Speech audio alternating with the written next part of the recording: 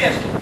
Da próxima vez, sabe, assobiou, parou um pouquinho e não vai ficar o tempo inteiro mudo, não. Quando eu mudo a câmera e tal, tem um momentozinho de descontração ali que tu dá uma respirada. Aliás, uma coisa importante de lembrar, né? Sabe por que as aulas têm 45 minutos? Porque um adulto consegue, teoricamente, ficar 45 minutos sem sofrer nenhum lapso de atenção durante os 45 minutos.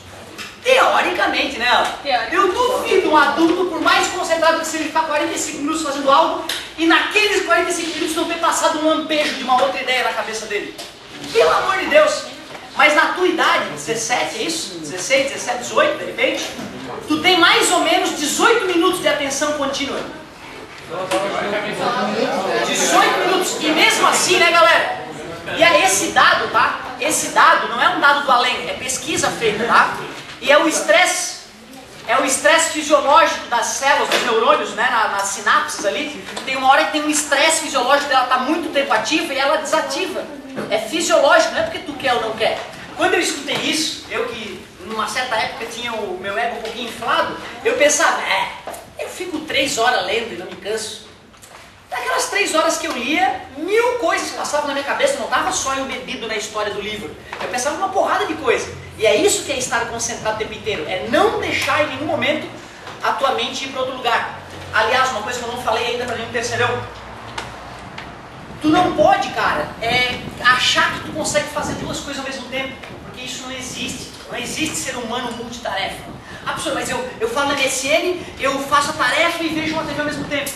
Não inventa, cara. Sabe o que tu faz? Tu dá uma olhadinha no teu seriado, tu vai lá, troca uma palavrinha com o teu amigo do MSN, e aí depois tu vai lá e faz uma linha da tarefa, tu fica quicando mal e porcamente entre um e outro, fazendo os 3 de maneira nojenta, achando que é multitarefa.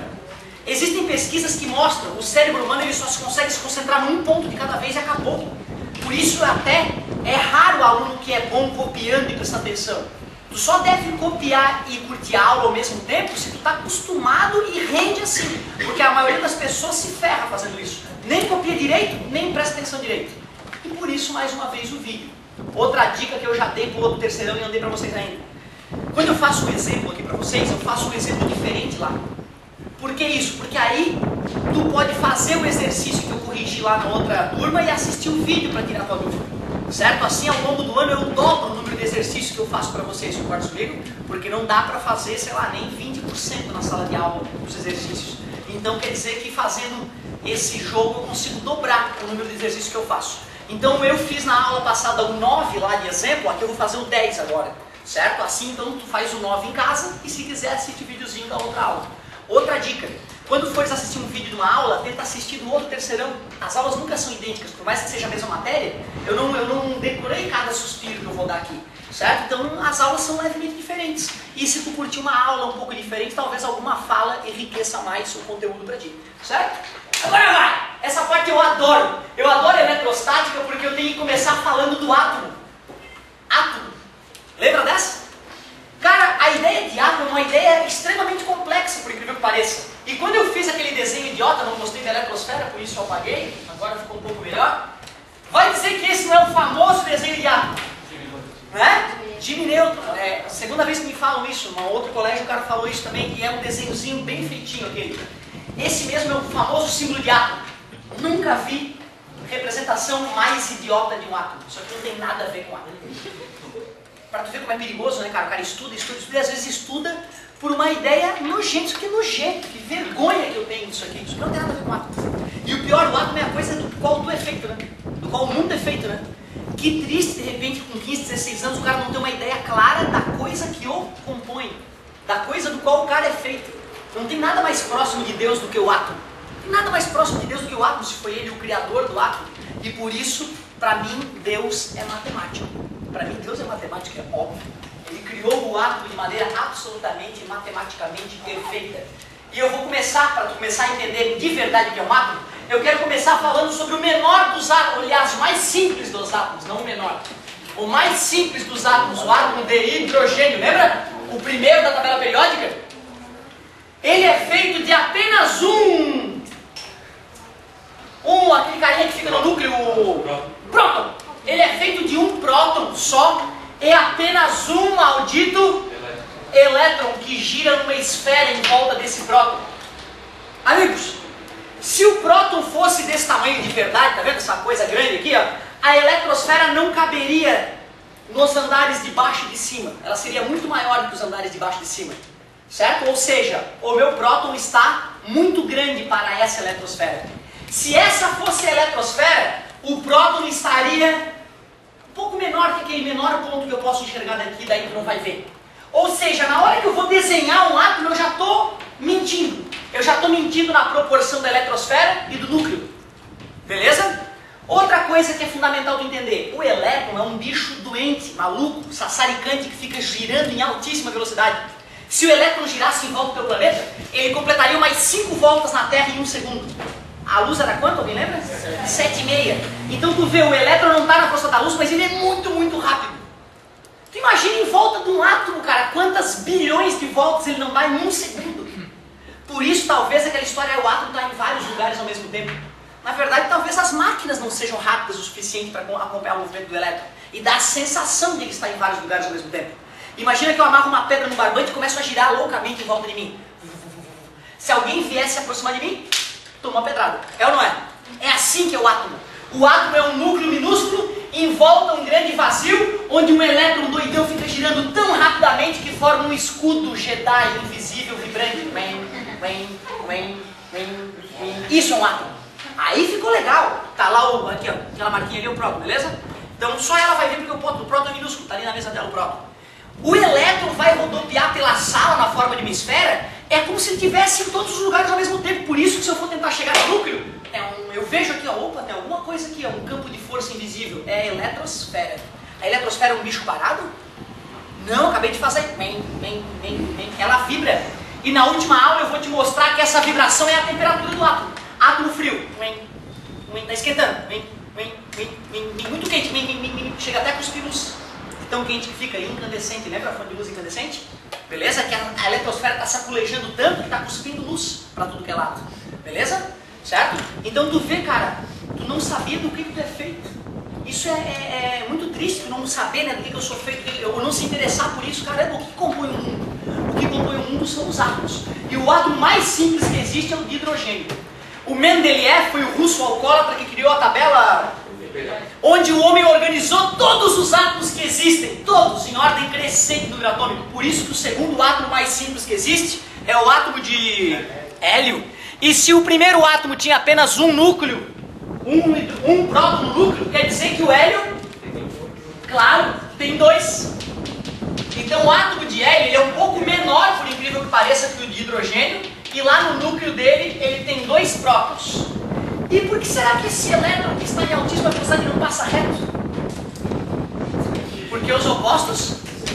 Ah, quer dizer que o próton é positivo e o nêutron é neutro, né? O elétron é que é negativo, né? Era só uma pegadinha mesmo. O elétron é que é negativo. Então os opostos se atraem. É por isso que o elétron fica preso em volta do núcleo. Por isso que ele não passa reto e atinge alguém. Mas espera aí, se os opostos se atraem, os iguais se repelem. Então quer dizer que no hélio não pode ter só 2 prótons no núcleo. Também tem que ter o carinha que deixa eles grudados.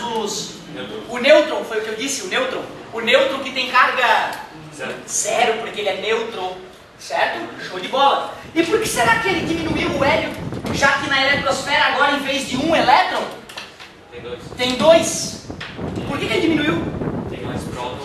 Claro, se tiver mais prótons, atrai mais os elétrons, ele fica menorzinho. Legal, legal, show de bola. E esses caras estão como paradigmas? Não viaja. É isso, invisível. Olha o que eu estou te dizendo, cara, que a parte sólida, outra, né? A parte sólida do átomo é o núcleo, né? Essa região é completamente vazia.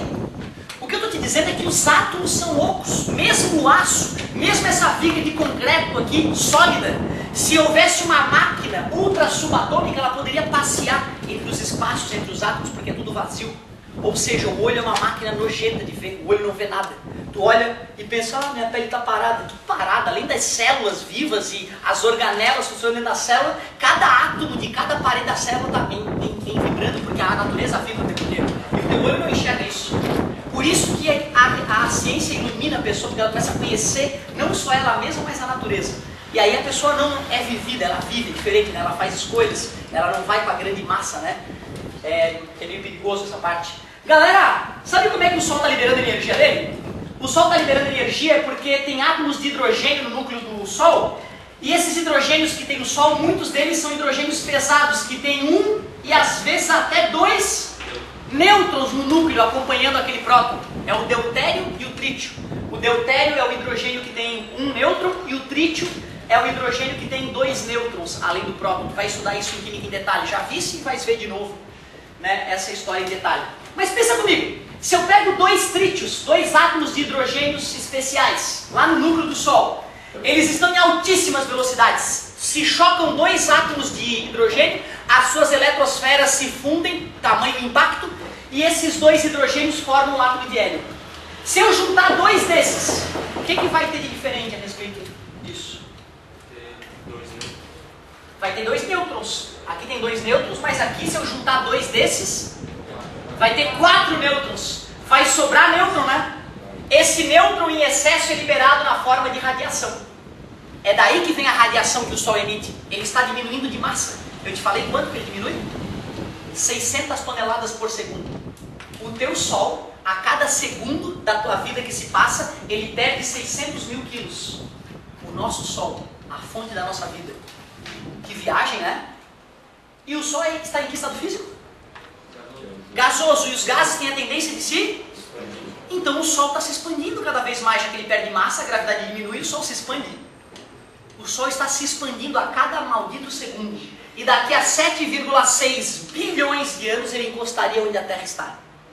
Ou seja, a única chance que a raça humana tem de sobreviver caso resolva o problema do lixo, o problema de se matar em nome de Deus, os problemas sociais, o problema da corrupção nojenta no Brasil. Para mim, todo, exceto os teus familiares, todo governante público é extremamente corrupto, deve morrer de uma morte lenta e dolorosa. Essa é a minha opção. Essa é a minha, com certeza, é isso aí. Porque geralmente tu fica bravo com o cara que roubou ali na esquina, né? Esse é um anjo. O cara que roubou ou matou uma ou outra pessoa, ele é um anjo perto de um político corrupto que assassinou milhares ou milhões de brasileiros. Quem é o maior serial killer do país? Não é o maníaco do parque, é o senhor Paulo Maluf.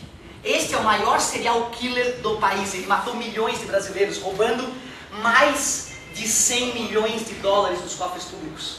E aí as filas no hospital se incham, as pessoas não conseguem emprego, e se o meu filho cai e estiver passando fome um dia, eu matarei para alimentar ele se for preciso, como todo pai faria. Então todos nós somos potenciais assassinos na hora de proteger a família. Só que quem é o verdadeiro corrupto? O administrador público que pega o dinheiro do nosso imposto e não devolve em estrutura. Aí qualquer um fica louco e sai fazendo cagada. Então não se esqueçam, meus queridos. Quando tu olha lá no jornal, ai, não sei quem morreu, ai, morreram não sei quantos em Santa Maria. Aquilo não é nada. O verdadeiro crime está ocorrendo exatamente naquele momento, nas câmaras, por trás. Então quando tem uma grande notícia no jornal e ela se repete dia após dia, pode ter certeza que eles estão aumentando o auxílio moradia, eles estão aumentando o próprio salário, eles estão desviando o nosso dinheiro. A minha esperança de melhorar o país é que vocês não sejam que nem os nossos pais, tapados.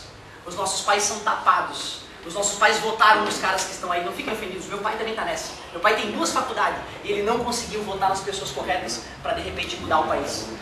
Vamos acreditar que tem pessoa correta para mudar, né? Eu não vi nas últimas eleições ninguém que dê para dizer que era honesto de verdade, mas eu confio em vocês, confio que a sabedoria de vocês vai mudar esse país. Beleza? Não pretendo mais falar disso ao longo do ano, né? Não pretendo mais falar disso, a não ser que tu me obrigue a falar de alguma coisa desse tipo. Ó! Galera, acabei de te mostrar como é que se gera energia no Sol. Átomos de hidrogênio se fundem e formam átomos de... E com isso o Sol perde massa. Quanto? É um absurdo. 600 toneladas por segundo. Claro que vai demorar milênios para o Sol fritar a Terra. Certo? Ele vai fritar a Terra muito antes de encostar na Terra, lógico, né? Mas se nós resolvermos os problemas que eu acabei de citar, a única escapatória para a gente é construir naves e colonizar outros lugares. Parece ficção científica, né? Mas é a única escapatória para a raça humana. Por isso que eu tenho a ciência como minha religião. A ciência para mim é uma religião, é a salvação da raça humana no futuro. E eu falo isso com toda a certeza. Fala, minha querida. Mas se ele perde peso, como é que ele expande? Isso. Ele diminui e aumenta. Que bonita a tua pergunta. Ele diminui em massa e aumenta em volume. Olha que loucura, parece contraditório, mas não é. Porque assim, ó, quando o cara tá ruim das tripas e solta um pum aqui, o amigo 2 segundos depois sente lá, meu Deus, tá foda. É ou não é? É real, gente. O pum explica que os gases são expansíveis, não é isso? E o Sol é um gás. Ele só não vaza para o universo porque massa atrai massa. Por isso que eu estou grudado na Terra, certo? Porque os meus átomos são atraídos pelos átomos da Terra. Então no núcleo do Sol também tem gás altamente comprimido. Esse gás tem massa e atrai o resto do gás que está ali em volta. Então massa atrai massa. Só que a massa não está diminuindo. Então a atração está diminuindo. Como a atração gravitacional diminui, então o gás se espalha um pouco mais. E vai se espalhando porque a atração está diminuindo, já que a massa está diminuindo. Lembra que a Lua, já viste um videozinho da Lua, tá? O homem foi na Lua, tá, gente? Pelo amor de Deus, não fala a cagada de como ele não foi na Lua, que isso é a maior ignorância do mundo. A pessoa que não entende de nada, ela acha que não foi na Lua. O homem só não foi na Lua como ele já trouxe mais de 200 quilos de rocha lunar para a Terra. Que estão espalhados nos melhores laboratórios do mundo, sendo investigados pelas melhores mentes do mundo. Então quando tu diz que o homem não foi à Lua, tu mostra que tu não conhece nada de política, de ciência. Então mesmo que tu ache lá no teu interior que o homem não foi à Lua, tu não comenta com as pessoas que tu passa por ignorante, certo? Que é o fato que o homem não foi à Lua. Beleza? Tá? Só para ter uma noção, por uma foto tirada da nave lunar, pelo tamanho da antena, os estudantes lá do... Acho que foi do MIT ou de uma outra faculdade importante, viram qual era a frequência usada pela nave e fizeram um rádio para captar, fazer uma escuta e acompanhar a transmissão da NASA com um módulo lunar. Estudantes de engenharia fizeram isso nos Estados Unidos. Tu imagina os russos. Os russos deviam saber quando o astronauta peidava na Lua. Mais um peido do norte-americano. Certo? Então tu imagina se a Rússia percebe que os americanos não foram na Lua. Entendeu? Ia ser o fim dos Estados Unidos na Guerra Fria, tá? Então, por N motivos, por N dados, e inclusive por 200 quilos de rocha lunar que hoje estão na Terra, o homem foi à Lua, beleza? Isso é absolutamente possível. Quando tu vê televisão, a imagem vem de um satélite que orbita a Terra a 50 mil km por hora, certo? Então, cuidado, tu tá embebido em tecnologia e às vezes parece uma coisa impossível, mesmo que ela seja fato. Fantasmas não existem.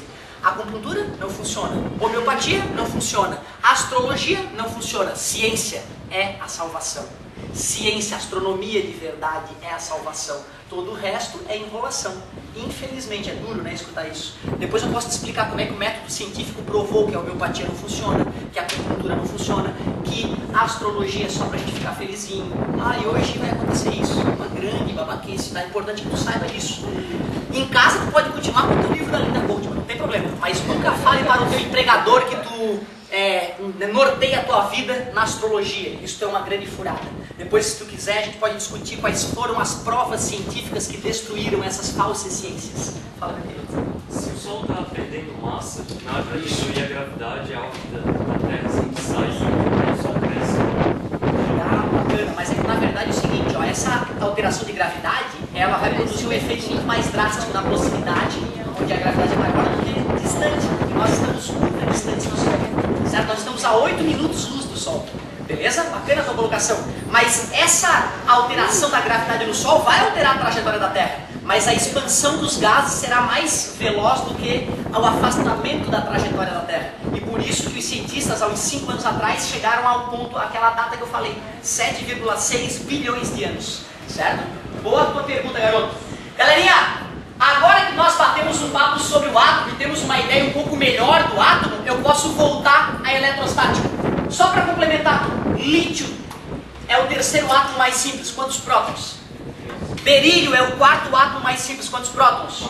Isso. Então assim, ó, eu não estava querendo que tu respondesse uma coisa difícil, eu queria que tu percebesse que o primeiro tem 1, o segundo tem 2, o terceiro tem 3, o quarto tem 4, o centésimo tem 100 prótons. Eu estou falando de número atômico, que é a carteira de identidade de um átomo. Beleza? E a tabela periódica está... ela foi construída em ordem crescente de número atômico. Vocês vão estudar a tabela periódica em mais detalhe futuramente. Agora acompanhe comigo um detalhe.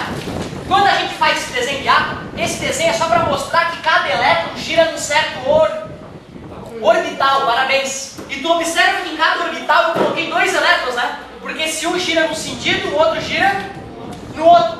E esse meu átomo não está neutro. Esse meu átomo não está neutro porque ali ele tem 2 nêutrons e 2 prótons. Porém, na eletrosfera tem 4 elétrons. Para ele ficar neutro, o que eu devo fazer nesse meu átomo idiota aqui? Colocar mais 2 prótons. Pera aí, então tu entendeu? Com essa historinha tu entendeu que átomo neutro é aquele que tem... Muito obrigado. Átomo neutro. átomo neutro, número de prótons igual ao número de elétrons. Então, peraí, o que seria um átomo positivamente carregado? Ou um átomo positivo? Tem mais coisa positiva dentro dele do que coisa negativa, faz todo sentido? Tem até um apelido na química para o átomo positivo. Começa com K, termina com tchon. Muito bem! Cation! É isso aí. E tem um átomo, por favor. Muito bem. E o que eu concluo?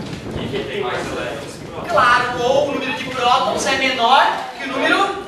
Se o senhor é aula de química, pois é, cara, esse começo é até chamado físico-química. Justamente porque tanto a física quanto a química tratam dele. Certo? Tranquilinho até aqui? Nada demais. Ô pessoal, na hora que a gente... Aliás, ó, não custa, na outra sala eu coloquei, vai que tu assiste o vídeo e fica magoado comigo, né? No núcleo moram prótons, que são positivos, tu não pode esquecer jamais, porque tem o P. E o nêutron... Ai, o nêutron é quanto mesmo? Zero a carga, né? Eu sou neutro, olha o nome do cara. O nome do cara fala, né? Bem claramente que ele é neutro. Então quem é que é negativo? O elétron que mora na eletrosfera. Esse sim é negativo, o elétron. Antigamente tinha o Czinho, mas atualmente não tem. Elétrons. Tranquilo? Positivo é próprio, negativo é elétron. Falei que os opostos se atraem, por isso que o elétron fica orbitando preso no núcleo, em volta do núcleo. Essas conclusões são óbvias também, né? Acredito que todos vocês já em química já trabalhavam com essa noção. Alguém lembra o apelido do átomo negativo? Oh, que bonito! E átomos carregados?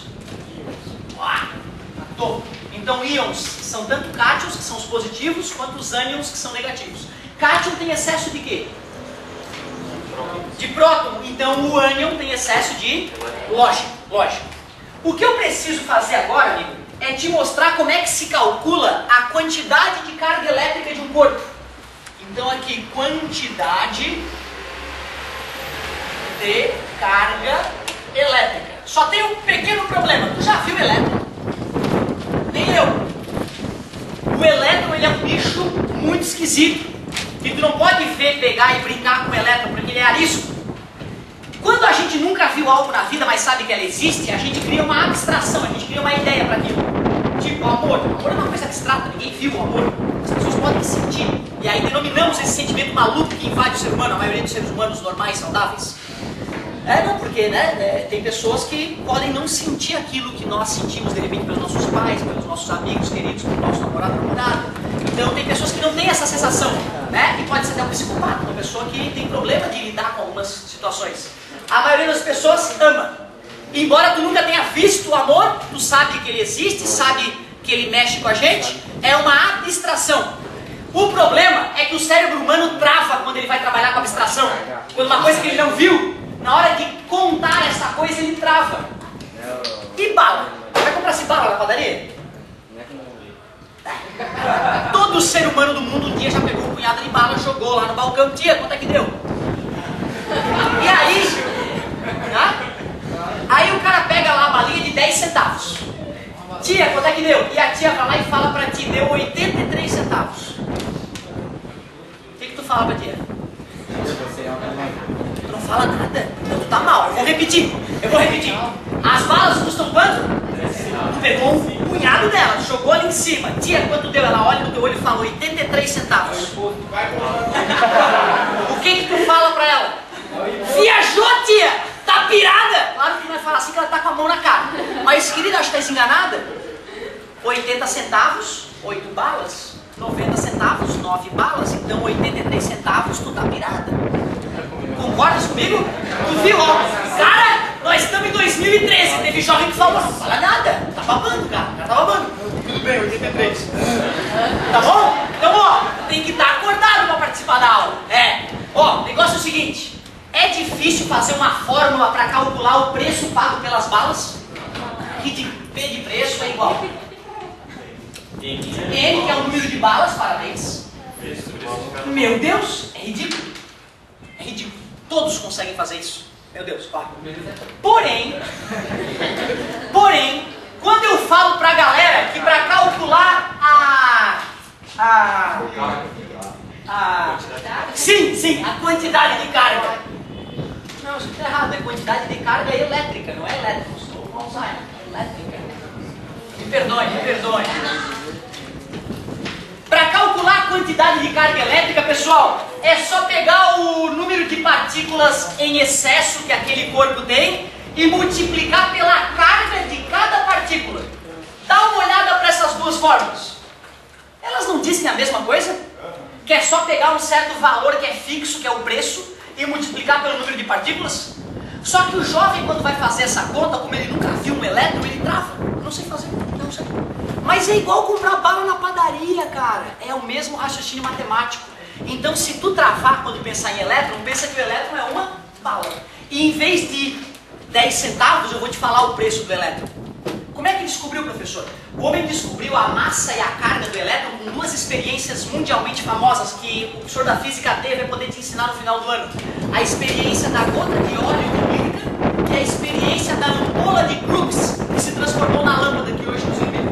Olha só, uma experiência de laboratório que virou algo prático no dia a dia das pessoas, certo? Ampola de Crookes mais gota de óleo de Millikan, o homem matou a massa e a carga do elétron. A massa eu não preciso para hoje, eu vou colocar aqui só para mostrar que eu decorei. 9,1 vezes 10 na menos 31 quilogramas. E para tu filosofar um pouco, olha a massa de um elétron. É assustador. Deixa eu tentar de novo, deixa eu ver se meu braço não cai dessa vez. 1, 2, 3, 4, 5, 6, 7, 8, 9, 10, 11, 12, 13, 14, 15, 16, 17, 19, 19, 20, 22, 23, 24, 25, 26, 27, 28, 29, 30. Essa prova, conta de novo porque deve estar errado, tá? Mas tem quase 30 e uma casa. Beleza? Mas dá para dar uma noção de quão ínfimo é um elétron, né, bicho? Dá para dar uma noção do que é o elétron. O elétron é um nada. É um nada, bicho. Olha isso. Mas a massa não me preocupa hoje, porque hoje eu quero te ensinar a calcular a quantidade de carga elétrica. E a carga elétrica, tanto do próton quanto do elétron, por isso, mais ou menos. Mais quando eu estiver falando de I menos, é 1,6 vezes 10 na menos 19 Coulomb. Esse Czinho, ó, é para homenagear um grande gênio da eletrostática. Coulomb. Não é Coulomb, professor. Não, Coulomb, uma vez. Pode chamar de Coulomb, né? Mas Coulomb. Tá? Não precisa te preocupar com a frescura da pronúncia. Aí eu falo Coulomb, só não chama de Coulomb para não confundir com outro indivíduo, certo? E tá resolvido. Cara, essa unidade, no começo vai ficar meio esquisito falar em coulombs, porque tu não está acostumado com ela. Mas ela serve para medir carga elétrica. E essa carga é a carga de um maldito elétron. Ou de um maldito próton. Certo? Essa é a carga chamada de carga elementar. Então deixa eu até dar nome aos bois aqui. Essa aqui é a quantidade de carga elétrica. É o quê? O N, pessoal, é o número de partículas em excesso, que é o equivalente ao número de balas que tu comprou. Número de partículas. Que partículas? Prótons ou nêutrons, né? Partículas em excesso. Só não entendi o em excesso, senhor. Já vou explicar o em excesso. 10 na menos 19. Ou seja, né? O 10 na menos 19 é um número um pouco maior que 10 na menos 31, né? Aliás, bem maior, né? São 12 casas de diferença, né? Certo? Só que eu não posso comparar também quilogramas com coulomb, né? É a mesma coisa que perguntar pra ti o que é maior, 10 litros ou 10 segundos? Tem nada a ver comparar litros com segundos, né? Mas só para o cara ter noção que 10 na menos 19 não é tão pequeno quanto aquilo ali, né? Certo? Show de bola. Que então, qual é o nome disso? É carga elementar.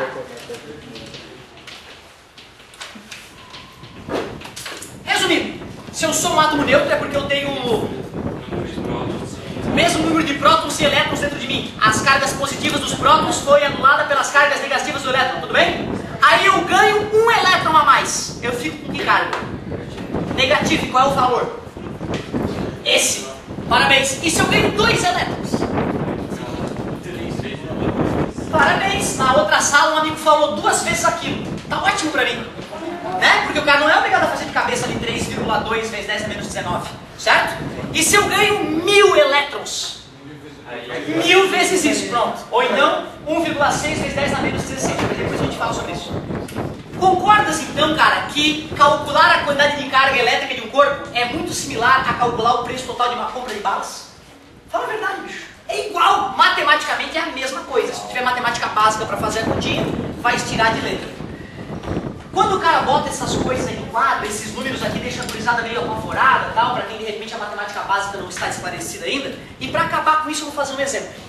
Eu fiz o 9 lá, como eu te falei, né? Vou fazer o 10 para vocês. Abre a apostila na física C. Vou fazer o exercício 10. Agora!